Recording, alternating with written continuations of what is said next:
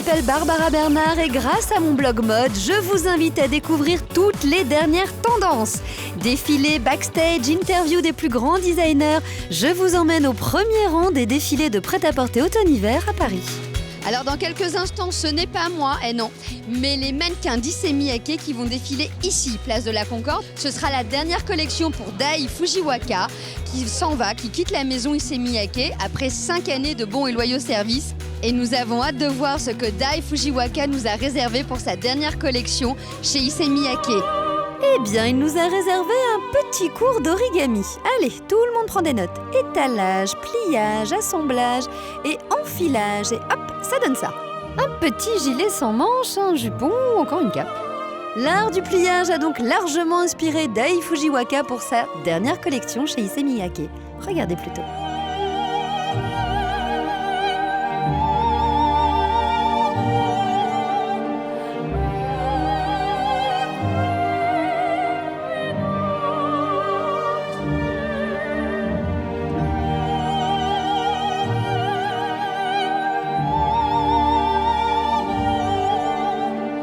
Bon moi tout ça m'a donné envie d'aller me faire plier les cheveux.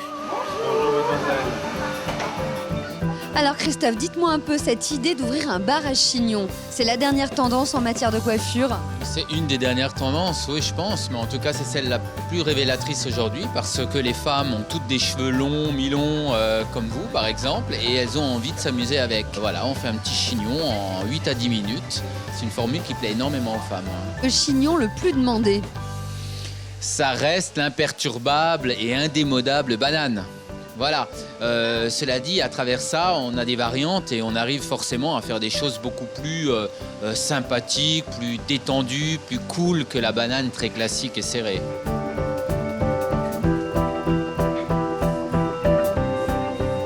Moi je dis bravo, parce qu'en 10 minutes, on a une coiffure très soir.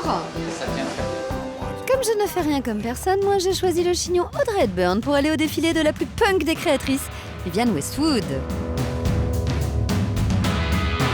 On essaye de faire une interview, on essaye de l'approcher. Il n'y a pas de créneau horaire, c'est la guerre, alors j'y vais. Quel est le look que vous préférez dans votre collection? Je sais pas, mais il y a 2 niveaux de doré. Mais c'est le maquillage. Le maquillage est vraiment incroyable. Parce que les gens me demandent d'où m'est venue cette idée. Mais je ne sais pas. Cette grande idée est en fait venue de mon mari. C'était son idée. On a parlé du maquillage et on s'est dit que les femmes devaient ressembler à des chevaux. Et votre couleur préférée? Toute la gamme de couleurs, de l'écru jusqu'à la couleur or. Je veux montrer des femmes fortes et puissantes. Et c'est la raison pour laquelle je n'ai pas utilisé de couleurs quand j'ai dessiné ma collection. Et après, les couleurs sont venues. Au début, je me suis concentrée sur les silhouettes. J'ai voulu apporter une sensation graphique. Et ensuite, j'ai ajouté les couleurs pour créer ces modèles.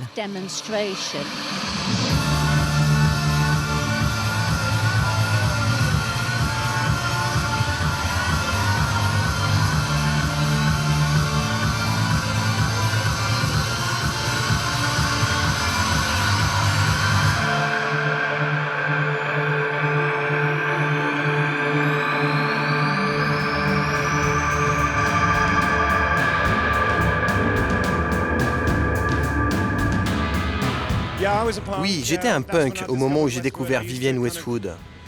Vous savez, je demandais à mon père de m'acheter des vêtements très chers. Parfois ça marchait, et parfois non. Bonjour, je suis Barbara Bernard pour la télévision française. Non, pas de question, non. Allez, mon deuxième fashion vent. Merci, monsieur Kenny West. Ce qu'il faut retenir de la tendance chez Issey Miyake, ce sont les cocottes en papier. Si, je vous assure, vous pouvez même les fabriquer vous-même. C'est pas cher, chic et écolo. Chez Vivienne Westwood, on est complètement gaga, non pas de lady mais des accessoires, les socks de couleur dans les souliers dorés, les collants jaunes qui dépassent du micro-short, les voilières et le make-up d'une femme Westwood sous le signe du cheval. Chez Dior, le scandale John Galliano est sur toutes les lèvres, on en oublierait presque le défilé. D'ailleurs, ça tombe bien puisque la presse est priée de rester dehors.